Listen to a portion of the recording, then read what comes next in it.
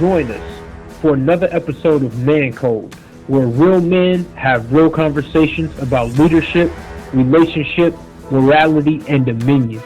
Welcome to Mancode.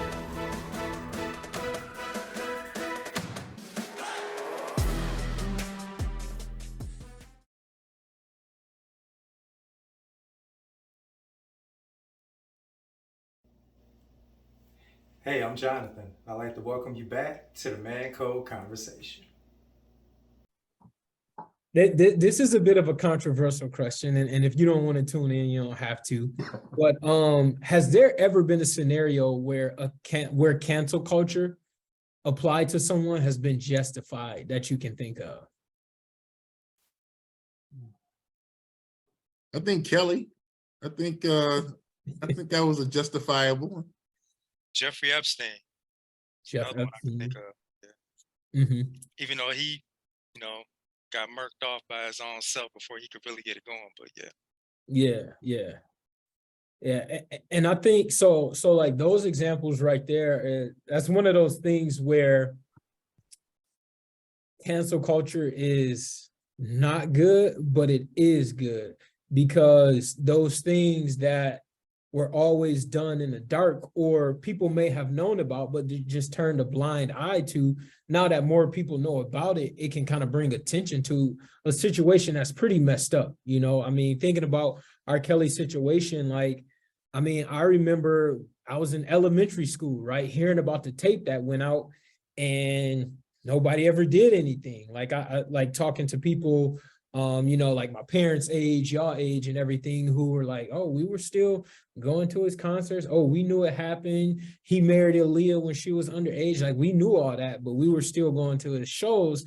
And so it's like, now fast forward to the cancel culture era, we're finding out more and more stuff, and not stuff that happened 15, 20 years ago, but stuff that's happening recently. And so it's like, I feel like that's one of those instances where cancel culture probably did what it's supposed to do. Let me jump in there, because I might push back a little bit. Let's say, for example, now don't get me wrong, I know that what he did was egregious, it was terrible, not right, and all those things. But let's say if he served 30 years, whatever they gave him, whatever time, let's just say, I don't know the deal, but let's say he served his sentence, he repented, he accepted Christ, confessed, became a new creation.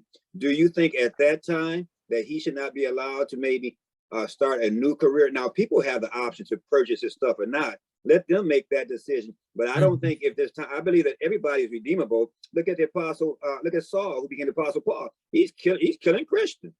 My position is, now, if we're going to go biblically, everybody has a chance to redeem. Now, like I say, I don't condone, there is accountability for your action. If he paid his sentence and so forth, I'm open.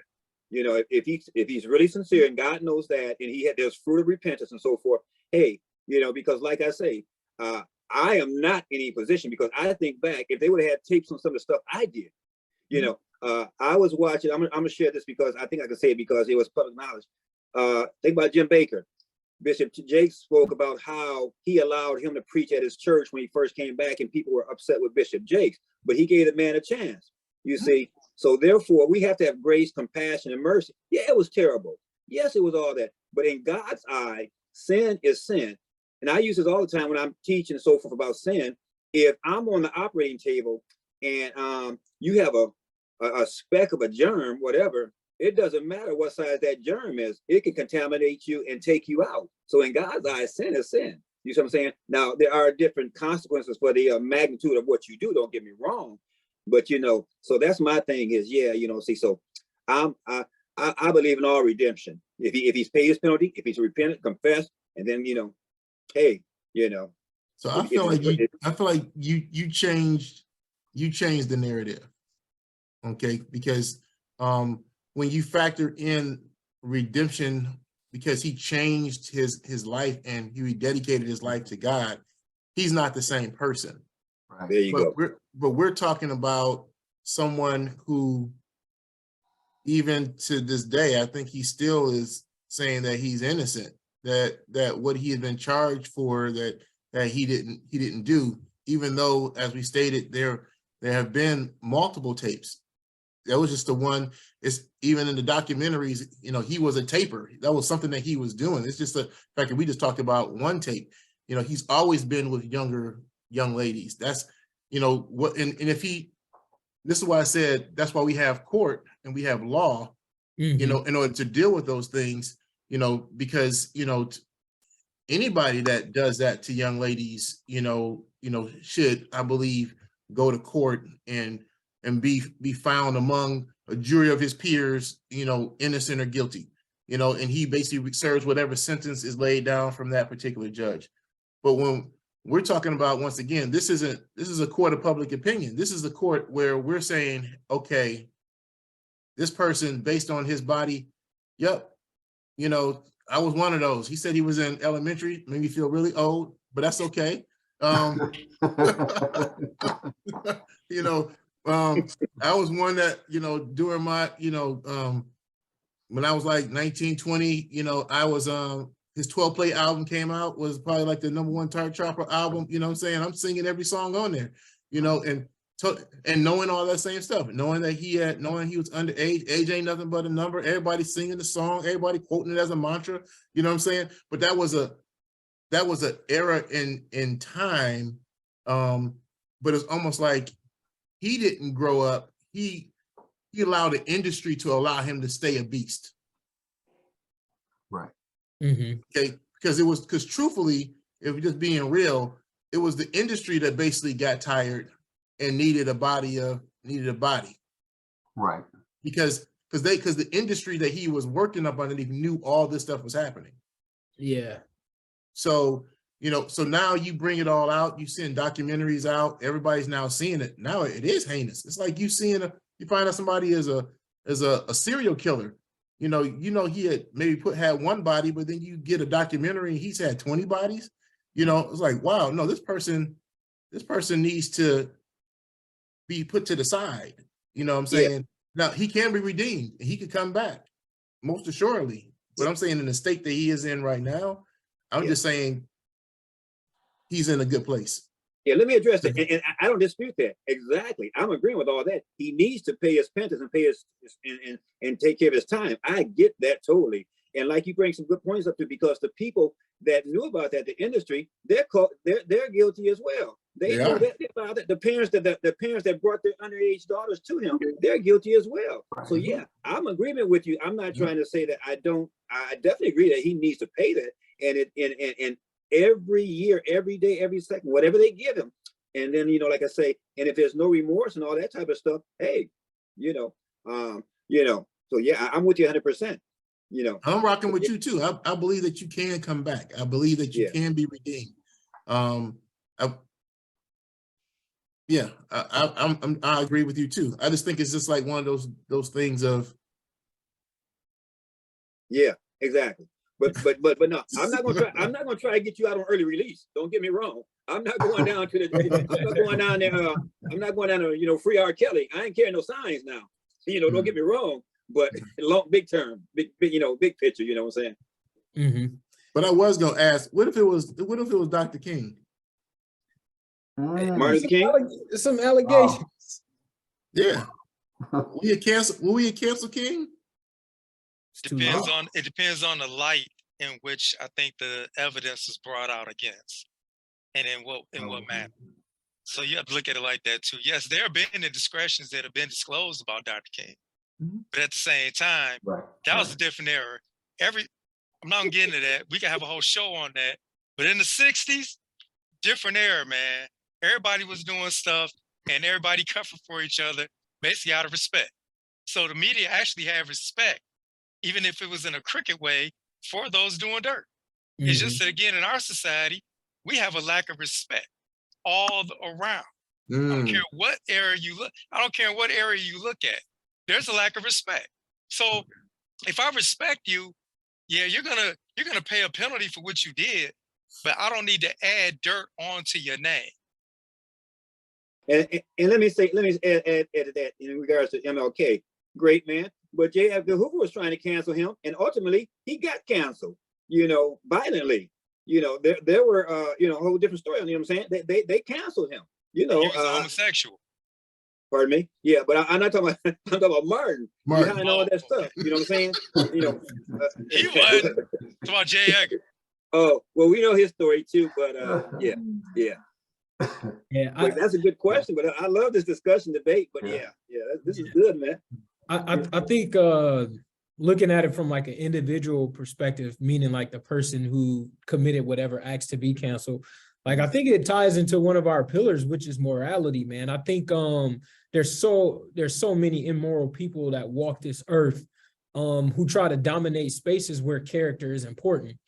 And I really, repentance, yes, forgiveness, yes, grace, yes, but access, you can't get the same access and same favor in certain spaces that you once had. Because tying it back to R. Kelly, this is the same man that wrote a song that said, you saved me and gave me a second chance, and in the music video worshiping and carrying on, and everybody was like, all right, you know, he's changing. And so it's like, how many of those kind of instances have occurred where in a public eye, people are sorry, people are apologizing, but behind closed doors, they're the same old person that they used to be, you know? And that's hard. I feel like that's always the hard thing to like judge and know and make a call on, as if that person has truly changed or not. And I think it's one of those things where, like I said, you forgive, you extend grace, but you can't have the same access that you once had. For me, just my little piece on it, it goes back until we find structure in it, you know, develop a structure. Yeah. To size it up, to compare it to this or that, or to have some type of thing. I would personally have to go biblical. What does the Bible say regarding it, you know? And if he's, you know, we're going to be given grace because we were given grace, but without the standards established, how can we hold anyone accountable if there's, you know, if you're breaking the law? If it's not a law, how can you break a law? Let me add this too. If we got a pedophile and he's paid his penalty and so forth, I'm not gonna let him work in the children's ministry. Don't get me wrong. You see what I'm saying? You know, but hey, you know, put him somewhere else, let him, you know, redeem himself and contribute, you know, because everybody has value. Everybody has value. They have to, you know, because like I say right now, I would, yeah, I mean, it's terrible. And I'm not condone that one bit. And, you know, yeah, so pay your price and whatever comes with that. But yeah, and there's consequences, like you say, hey, if he's coming out and his sales don't go and all that, so be it. Mm-hmm. So let me ask you this, if I can. I know we have a schedule we need to attend to, but I just want to get this piece in. Yeah. So what if he would have been able to buy the courts and somehow wiggled his way out of it where he didn't have to serve time because of his millions? How could we look at it? How would we be addressing it, knowing what we know, knowing what the film showed us? I'm gonna tell you, I'm only gonna speak for myself. I can't speak for all America. I think people would do what they normally do. We explain things away.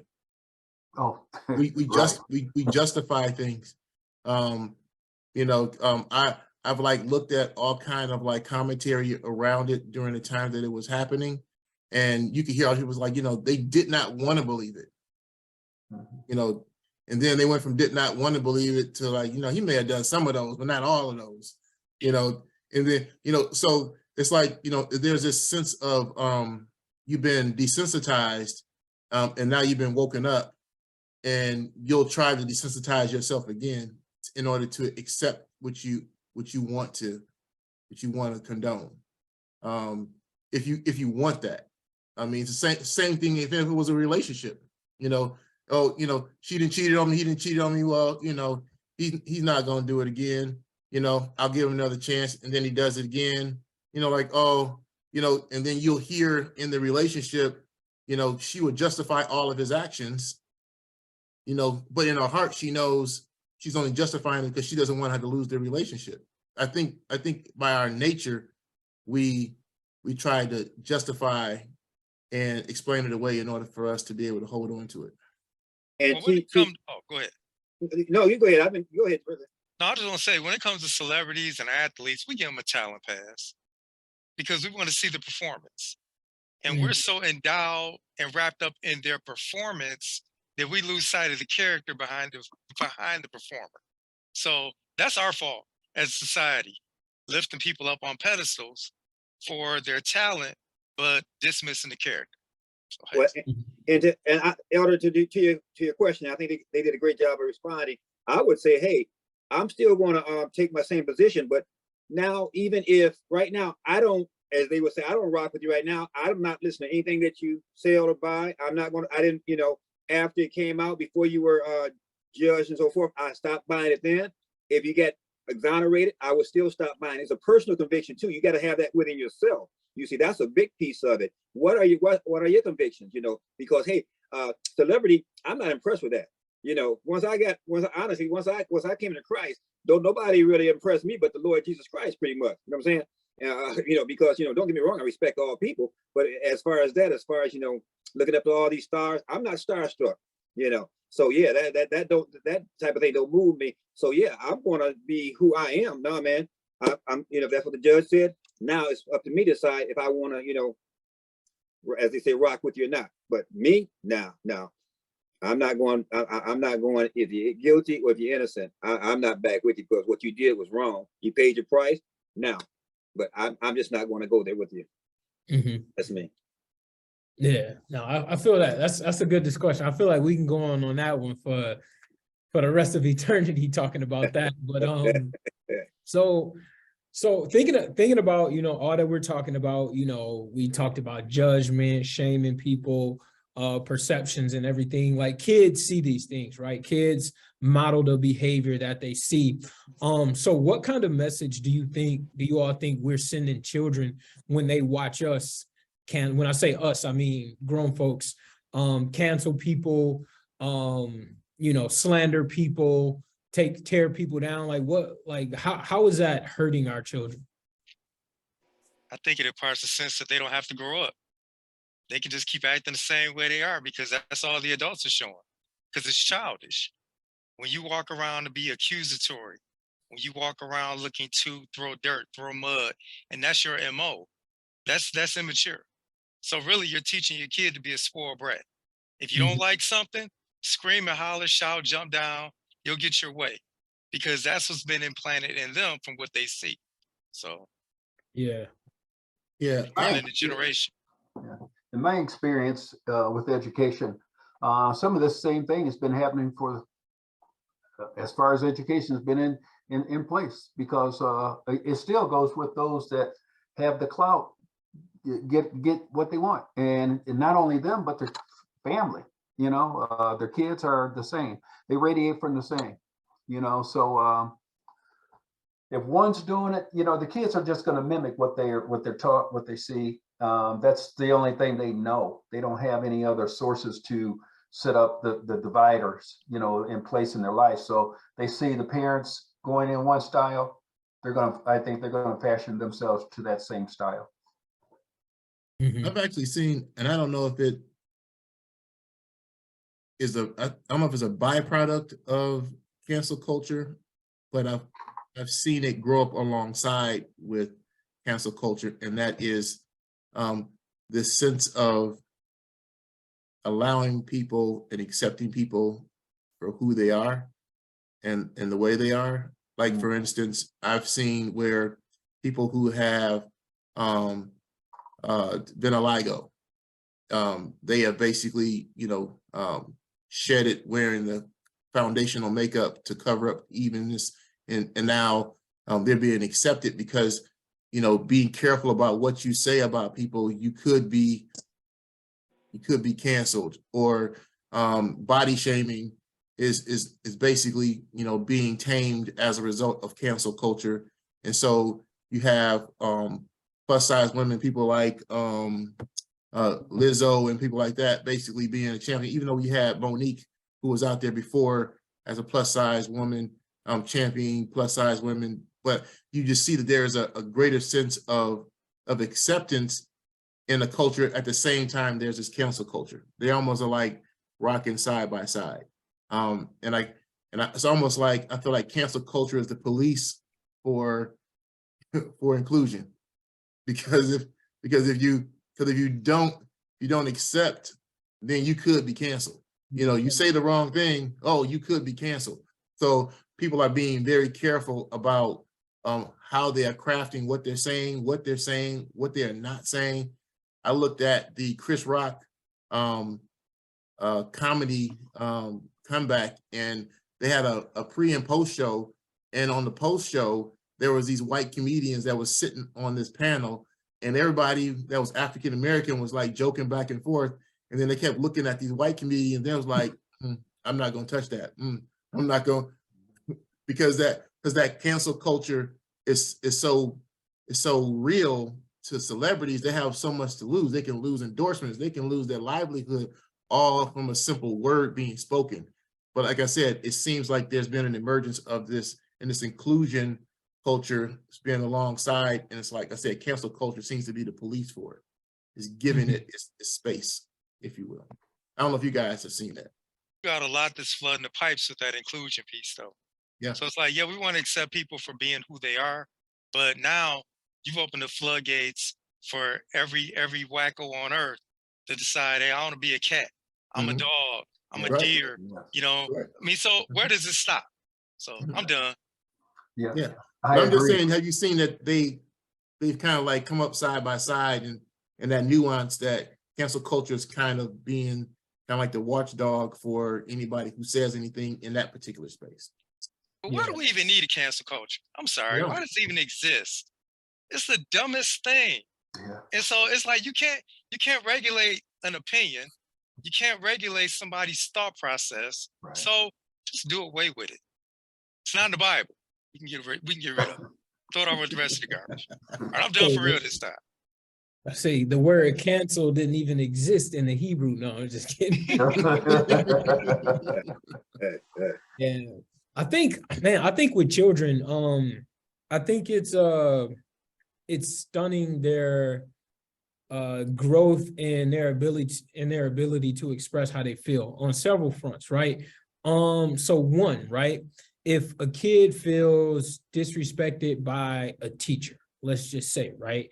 Kids nowadays don't just have the conversation to pull a teacher aside, pull a coach aside to say, hey, let's say Jonathan was my coach. Hey, Coach Jonathan, I appreciate that. You know, you want me to perform my standards, but, you know, the way you said X, Y, and Z to me, you know, it really hurt me, right? And so I think it's important for kids to be able to develop that muscle to express how they feel while still accepting responsibility, accepting accountability.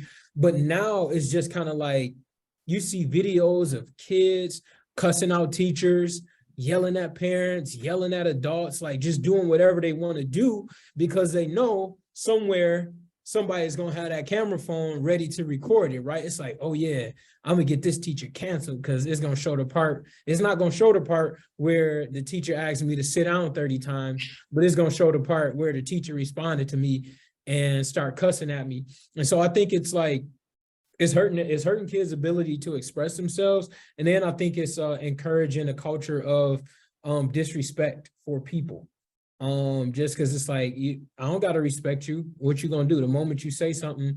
And it's funny because I feel like going back to my childhood, we used to hear, I'm gonna call it Child Protective Services. It was like, that was like one of the first things that I heard a lot growing up, right? So you see parenting change because kids are like, I'm gonna call it Child Protective Services. And so now that has turned into, I'm gonna post it on Instagram, I'm gonna post it on TikTok. So it's like, I think Jonathan said it before, it just like shows a lack of maturity on adults' parts, the way we, you know, express how we feel about a person or a thing. So Pastor Crawford, what do you think about that school and those young kids? Well, Elder, you hit it because, like I said, I taught it. I was in education for 34, 35 years, and it is a lot of it stems from the home. You know, parents come to school blasting that music, all that type of stuff they listen to. The kids say the kids are telling teachers, my daddy said, you can't talk to me like that. My daddy will come up and whoop you and all that stuff. And, you know, they feel they have the license to say or do anything that they want to do.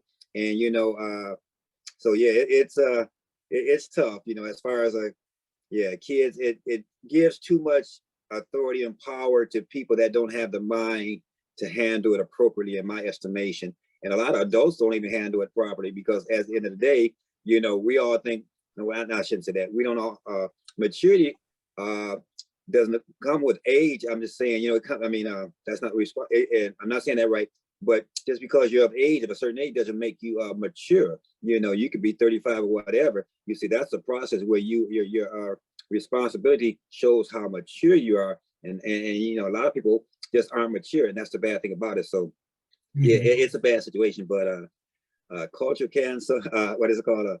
Cancel culture. Cancel culture. You know, I'm calling it backwards. That's what I think about it. Culture, cancel culture. You know, and we didn't even talk about this. It may come down the road, but you know, they're trying to cancel ministers, pastors, you know, and so forth. You say certain things, it can be a mess. But at the end of the day, stand on your convictions, say what you feel to say, and just make sure that I would just say, just use wisdom, and what you say with love, and don't try to hurt anyone, tear anyone down. That's my position. Yeah. So Pastor Malcolm, you threw a pivot in there that I wanted to go to. So on YouTube, on my timeline lately, I've been seeing a lot of videos of people correcting pastors, right? I mean, you look at, you know, Carl Lentz, Stephen Furtick, Mike Todd, I think it's Geno Jenkins is his name, just a lot of names. But like, how do you all feel about people that make those videos to go out where they go and pick apart people's sermons and say, stop following this preacher, he's false? You know, you be mindful of that. How do you all feel about that kind of content? Think too much of yourself, and you need to sit down and examine yourself.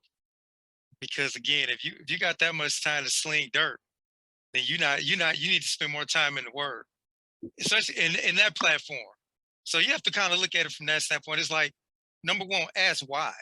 Why do they need to attack them this way? Why can't they go to them privately as a brother, even if they've tried? If they reject you, fine. You don't got to blast them out to the whole world, because I know exactly what you're talking about. I've peeped a couple of them too. So it's a character issue. And that is definitely, I'm gonna be honest, to me, that's a lack of integrity, because you should do that under the two of you or a third person in a private setting, not for the whole world to see, so you can make yourself look good. You made that point. Let me ask you this, Jonathan. What if let's take Mike Todd, for example. What if you'll never be able to get in contact with Mike Todd to even sit down and have that conversation with him, and correcting him is something that's like really burning you? Then what do? Do you just not say anything, or what? If I can't get through on an email, a letter, a text, then it's just prayer, which I should have did anyway, because that'll lead me in the way to get a hold of him. If God really wanted me to say something to him, I think the avenue will be there now or later. So it's not up to me to press the issue. And just because I can't get a hold of him, let me put something out on YouTube, let me blast him real quick on Twitter. No, you don't do things like that. I would say, what's your motivation, first of all? And, you know, that type of thing, you know. I mean, when you think about it, you can almost break down almost any sermon that anybody says. And if you just want to nitpick, I'm not saying it's not taught right or whatever.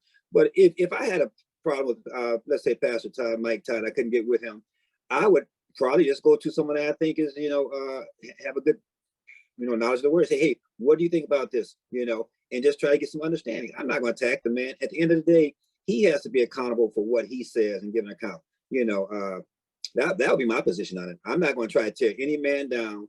And like you say, hey, and Brother Jonathan hit it, just pray for the man at the end of the day. Anybody else want to touch on that?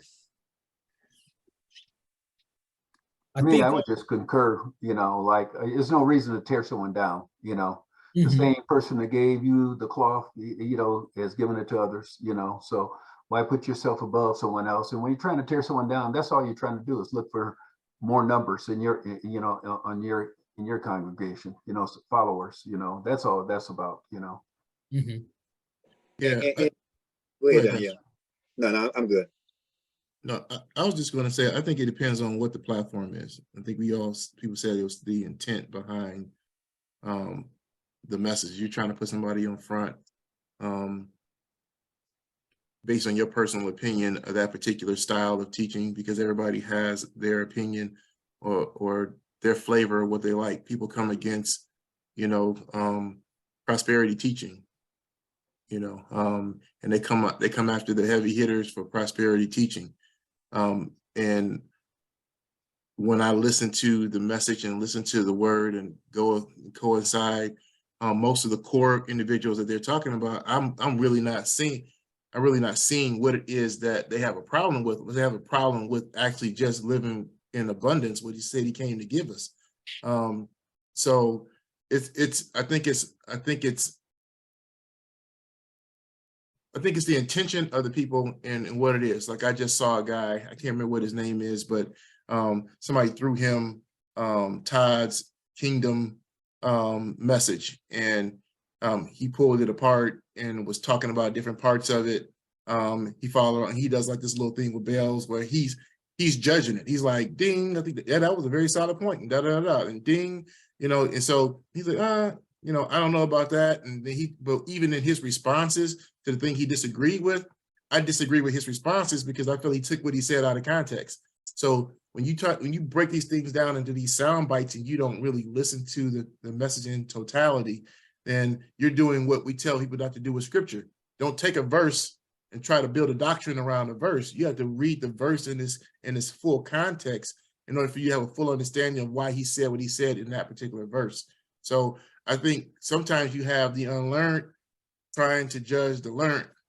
The learned, you know what I'm saying? So it's like, but all of it is basically clickbait, or basically is content creation in order to drive their channels. So at the end of the day, I think you got to sift through it and find people who might be like, we believe this content is something that we believe that is edifying individuals and helping them grow and expand in thought and in their spiritual walk and in their personal life. Or you may find content where people are just canceling people or saying, you know, things in order to get people to dial back in and keep watching their content because, you know, they're kind of like a Wendy Williams or somebody else like that who's just basically being messy. Mm-hmm. And there is a devil. And what spirit are you of? You see what I'm saying? What's the spirit behind that thing? You know what I'm saying? Hey, you just come in and all that, and like you nailed that, man. Clickbait and all this, trying to get likes and all that stuff. And the people that are probably a lot of times judging these people's word, they may not be sound in doctrine. You know, like you say, they may take a point or a piece here or there. But anyway, yeah, that's a good question, Austin. That was a good question. The Bible also says, "Who are you to judge another man's servant?" So, right. If another pastor really knows the word, then obviously he's not gonna step out of bounds like that. Mm-hmm. And I think, like, especially when you talk about the Bible, I feel like that's one of the most like interpretation tools for a lot of people. Like, people's messages and how people feel about it is how they receive it. It's up to their interpretation. And I think there will be, I feel like you'll always find something. I think, Danielle, you said this, you'll always find something in someone's sermon where you can say, I don't know if that was right. I don't know if this was right. But I just think people, it's sometimes unproductive, in my opinion, when people decide to just pick it apart, as opposed to seeing how, and I think there's a way you could do it in a way to, all right, so let me further explain what Stephen Furtick was saying or what Mike Todd was saying, right? And like actually like build up on what they were saying versus use the Bible to tear them down. You know, I mean, because some of the stuff that I see, is it off the wall? Yeah. Some of the stuff that should be done and said that I see, it should not be done and said. I mean, but at the end of the day, man, I just think that we have to figure out how to do it in a way, if we are going to do it, where it's productive and we actually support the person, build the person up, and make sure that, you know, we're not throwing stones at glass houses and pretending that our house isn't glass to either, right? I mean, Pastor Malcolm said, if we had video cameras, if we had tape recorders, we have all done and said things that we could get canceled over. So So I mentioned the videos, you know, people making videos. Let's go in the mindset of a canceller. Why do you think people cancel? Like, are they hiding behind insecurities or what? No doubt. I mean, why else would you want to instantly just put somebody just under the bus, put somebody under the rug? Because obviously, I'm either very insecure, highly offended, or just a weak-minded individual. But there's some motivation behind that. So I obviously want to cancel you because you're onto something that may uncover me, that may show me up for what I am.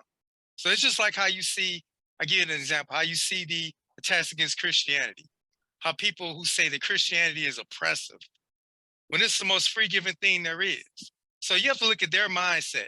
Okay, you think this is oppressive, why are you offended by it? So because you're offended by it, you deem it oppressive, and now it's bad for everybody. So we need to do away with Christianity. So, I mean, come on, yeah. Yeah. I was done. No, it looked like Danielle was getting ready to say something. I was waiting on him. He turned his head up. So Say the question again, man. Just kind of like, why do you think cancelers cancel? I think it's a false sense of control. I believe it is a digital version of street protesting that actually has more effect.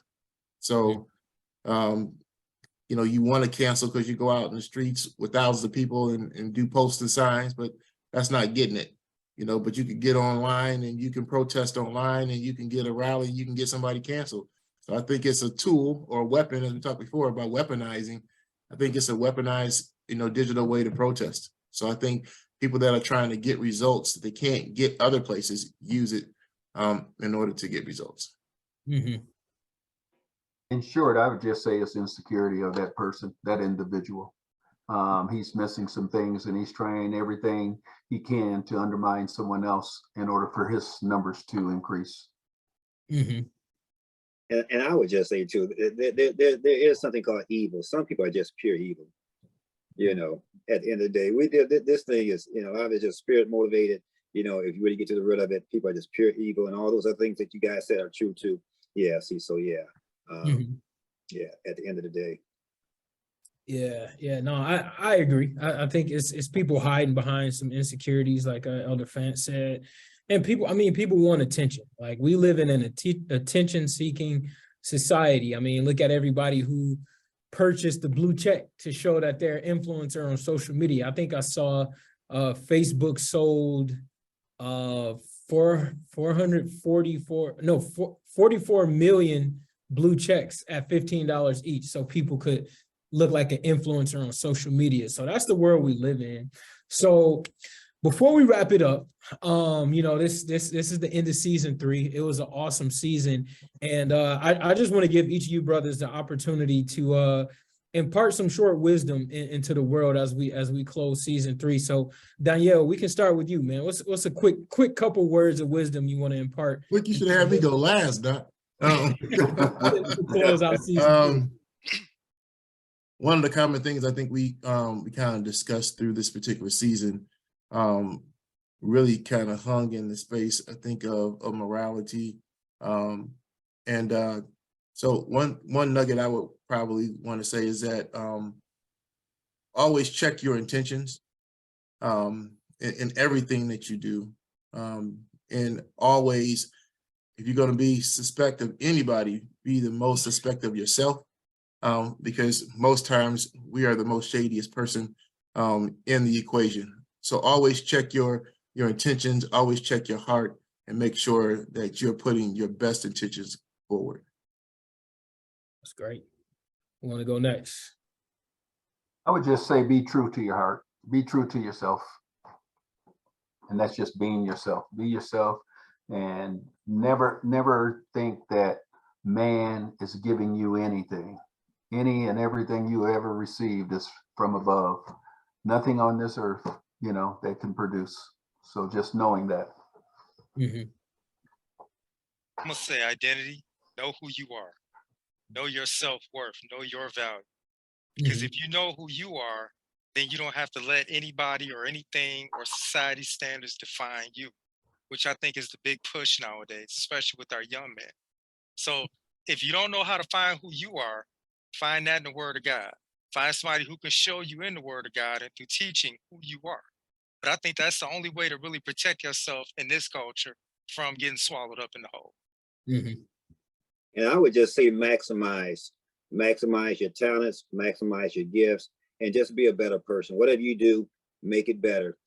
If you come into a room, when you leave, that room should be better. Whatever you go, just add, increase, maximize, win the day. That's awesome. Yeah, I would say take inventory of yourself, man. Understand how you feel, what makes you happy, what makes you sad, what's important to you, what's not important to you, what are your values. I think understand. I think Elder Fant said, like, just knowing yourself, like taking inventory of where you are in life helps you to I guess come into terms with the things that are hurting you and that are helping you. And you take that information and you apply it and learn what you need to do to be a better husband, better son, better man of God, better brother, better whatever, right? Just take that inventory so you can see where you need to make those changes in life, man, and be intentional about making them. And one of the places where you can make those changes is with Mancode, right? Tuning into our podcast, listening to what we have to say. If you want to shoot us an email or leave a comment and you want one of the brothers to reach out to you, like, we would love to do that, So we appreciate you all for rocking with us again for another season. It's always an honor to be on the line with these gentlemen. So remember, like, comment, subscribe, share, have conversations in your circles, subscribe, like, comment, share. I'm gonna say it again, do it all again. And, reach out to us. Let us know how you feel about the conversations. If you have men's groups, have these conversations in your men's groups. So again, thank y'all for tuning in for another season. And remember to always keep the code. Man, cool. See y'all.